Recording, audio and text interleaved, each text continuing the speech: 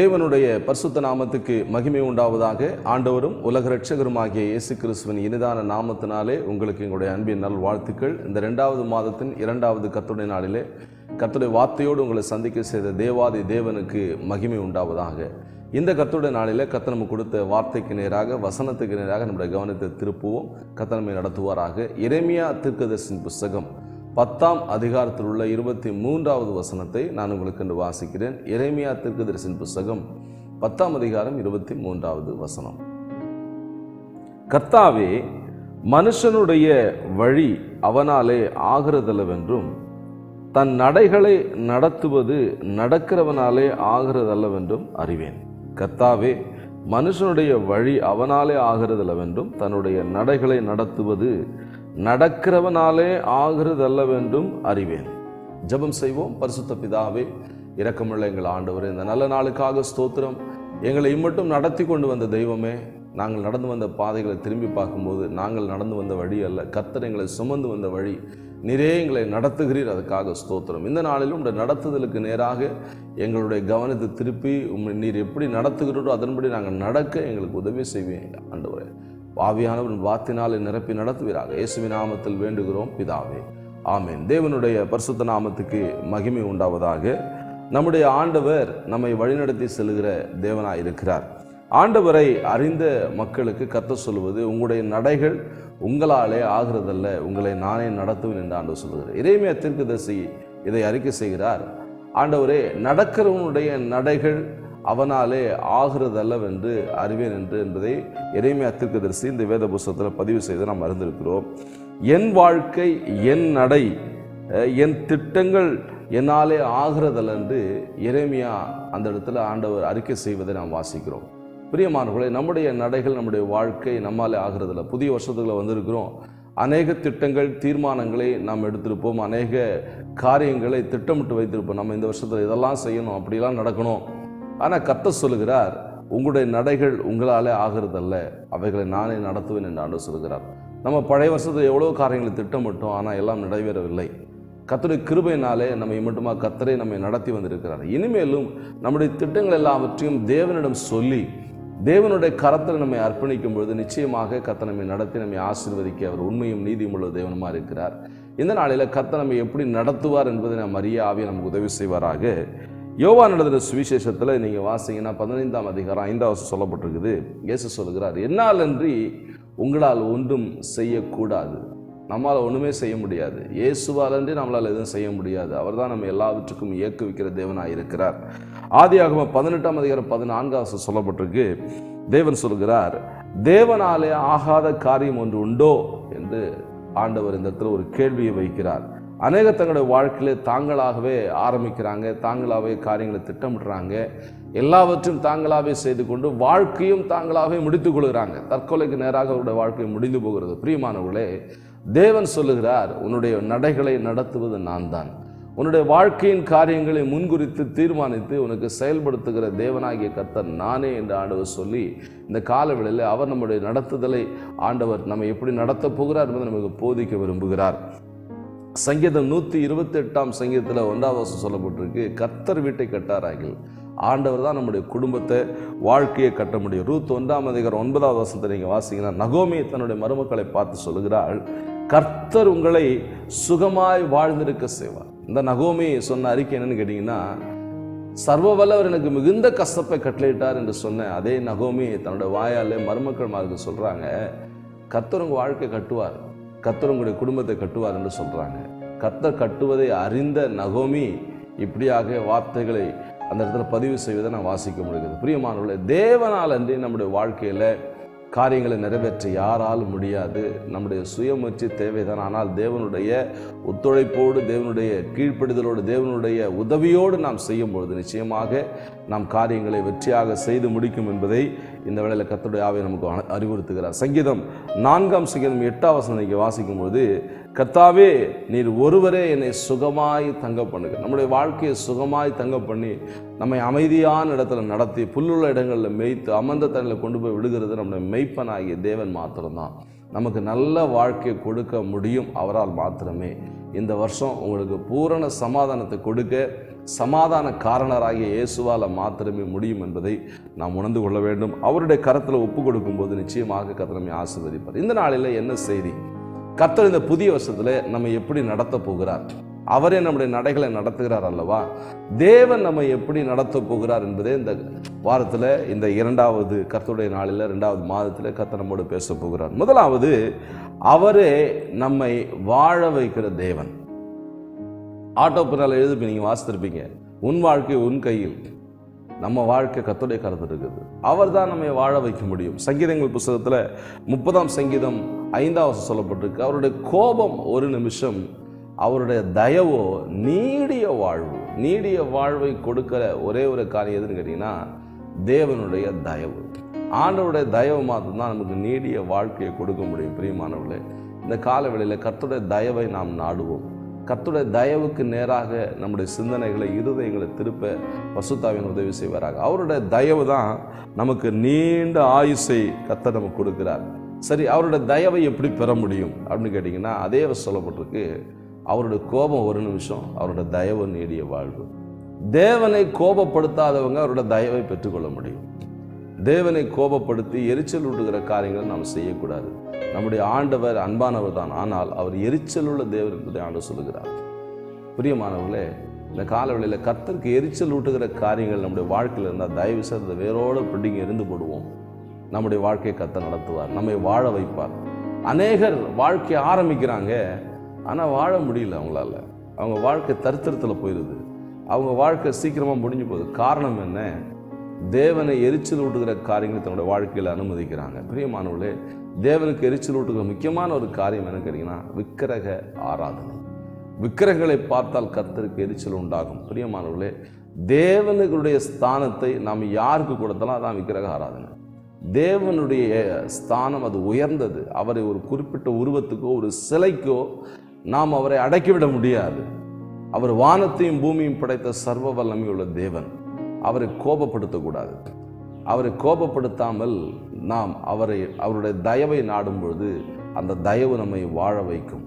போதகரை கோபப்படுத்தக்கூடாது, மாணவன் ஆசிரியரை கோபப்படுத்தக்கூடாது, பிதாக்கள் பிள்ளைகளை கோபப்படுத்தக்கூடாது, பிள்ளைகள் பிதாக்களை கோபப்படுத்தக்கூடாது. இவையெல்லாம் வாழ்க்கையை கெடுக்கிறதான காரியங்கள். கர்த்தரே நம்மை வாழ வைக்கிறவர். அவருடைய தயவு நம்மை வாழ வைக்கும். இரண்டாவது, இந்த புதிய வருஷத்தில் நம்ம ஆரம்பத்திற்கு இந்த வருஷத்தில் கர்த்தர் நமக்கு செய்ய போகிற முக்கியமான காரியம், அவரே நம்மை நடத்துகிற தேவனாக இருக்கிற. ஏசாயா 58ஆம் அதிகாரம் 11ஆம் வசனத்தில், கர்த்தர் உன்னை நித்தமும் நடத்தி மகா வறட்சியான காலங்களில் உன் ஆத்துமாவை திருப்தியாக்கி உன் எலும்புகளை நினமுள்ளதாக்குவார். நீ நீர்ப்பாய்ச்சலான தோற்றத்தை போலவும் வற்றாத நீரூற்றை போலவும் இருப்பாய் என்று அந்த வேதவசனம் வாசிக்கிறோம். ஏசாயா 48:14 நம்ம வாசிக்கிறோம். மரண பரிந்தும் கர்த்தர் நடத்துகிறார். அவர் தான் நம்மை நடத்துவார். அவர் தான் நம்மை இம்மட்டு நடத்தி வந்திருக்கிறார், இப்பொழுது நடத்தி கொண்டிருக்கிறார், இனிமேலும் அவரே நம்மை நடத்த போகிறார். தேவன் எங்கே நடத்துவார்? ஆண்டவனை நடத்துவதற்கு ஒப்பு கொடுத்த மக்களை தேவன் எங்கே நடத்துகிறார்? எரேமியா 31ஆம் அதிகாரம் 9ஆம் வசனத்தில், அவர் தண்ணீருள்ள நதி அண்டைக்கு நடத்துகிறார். செழிப்பான இடத்திற்கு, குறைவில்லாத இடத்திற்கு, அமைதியான இடத்திற்கு, தாகம் தீர்க்கப்படுகிற இடத்துக்கு தேவன் நடத்துகிறார். இரண்டாவது, ஆண்டவர் செம்மையான வழிக்கு நடத்துகிறார். செம்மையான வழி என்று சொன்னால் நேர்மையான வழி, சத்தியத்தின் பாதையில, பரிசுத்தமான பாதையில நம்முடைய ஆண்டவர் நடத்துகிறார். எப்படி நடத்துவார் அப்படின்னு கேட்டீங்கன்னா, ஏசாயா 48ஆம் அதிகாரம் 17ஆம் வசனப்படி, பிரயோஜனமாக இருக்கிறத நமக்கு போதித்து நாம் நடக்க வேண்டிய வழிகளை நம்மை நடத்துகிறார். பிரயோஜனமாக இருக்கிறத நமக்கு போதிக்கிறார். நமக்கு முன்குறிக்கப்பட்ட வழி, நாம் நடக்க வேண்டிய வழி, இதுதான், இந்த வழி தான் நீ போகணும், இந்த வழி தான் என் பிள்ளை போகணும் அப்படின்னு கர்த்தர் விரும்புகிற முன்குறிக்கப்பட்ட வழிகளை மாத்திரமே கர்த்தர் நம்மை நடத்துகிறார். ஏதோ எதேர்ச்சியாக கண்ட இடத்துலலாம் கர்த்தர் நடத்திட மாட்டார். நினைச்ச வழியெல்லாம் கர்த்தர் நடத்த மாட்டார். அது தேவனுடைய பிள்ளையுடைய வழி அல்ல. தேவனால் முன்குறிக்கப்பட்ட வழி மாத்திரமே கர்த்தருடைய பிள்ளையுடைய வழி. அந்த வழியை கர்த்தர் நம்ம ஃபிக்ஸ் பண்ணிட்டார். அந்த வழியெல்லாம் கர்த்தர் நடத்துவார். மத்தேயு சுவிசேஷத்தில் இயேசு கிறிஸ்துடைய பெயரளவு தகப்பனாகிய யோசேப்பு கர்த்தர் வழியை முன்குறிச்சிருக்கார். அவருக்காக மரியாளை தேவன் முன்குறித்து வைத்திருந்தார். மரியாளோட வயிற்றில் இயேசு கிறிஸ்து பரிசுத்தமாக பிறக்க வேண்டும் என்பது பரலோக தேவனுடைய திட்டம். அந்த திட்டத்துக்கு பாதுகாவலனாக யோசேப்பு இருக்க வேண்டும் என்பது தேவன் முன்குறித்த பாதை. தேவன் முன்குறித்த பாதையில் நடப்பதற்கு யோசேப்பு யோசித்து கொண்டிருந்தார். அந்த யோசேப்புடைய வாழ்க்கையில கர்த்தருடைய ஆவியானவர், கர்த்தருடைய தேவன், பரிசுத்த ஆவியானவர், பரலோக தேவன், கர்த்தருடைய தூதனானவர் குறுக்கிட்டு நீ போக வேண்டிய பாதை இதுதான் என்பதை ஆண்டவர் உறுதிப்படுத்தினார். அப்படி மட்டும் அவர் உறுதிப்படுத்தினா அவர் அந்த பாதையை விட்டு விலகி போயிருப்பார். தேவனுடைய உன்னதமான திட்டம் குலைந்து போயிருக்கும். பிரியமானவர்களே, இந்த காலவெளியில் ஒரு விஷயம் நம்ம யோசிப்போம். நாம் போயிட்டு இருக்கிற பாதை கர்த்தர் நடத்துகிற பாதை தானா, இல்லாவிட்டால் நம்முடைய மாம்சீகம், நம்முடைய சூழ்நிலைகள், நம்முடைய சுய கௌரவம் நம்ம நடத்துகிறதா? தன்னுடைய சுய கௌரவத்துக்கு எந்த பிரச்சனையும் வந்துவிடக்கூடாது என்பதில் யோசேப்பு கவனமாக இருந்தால் நல்லது தான். பரிசுத்தமான வாழ்க்கைக்கு அவர் கவனமாக நல்லது தான். ஆனால் அதில் தேவ திட்டம் இருப்பதை அவர் அறியாமல் இருந்தார். கர்த்தருடைய ஆண்டவர் பரிசுத்தமான பாதையாக நடத்தினார். அது தேவ திட்டத்தின்படி நடத்தினார். பிரியமானவர்களே, நமக்கும் நல்ல ஒரு பரிசுத்தமான வாழ்க்கையை, பரிசுத்தமான பாதையை கர்த்தர் வைத்திருக்கிறார்.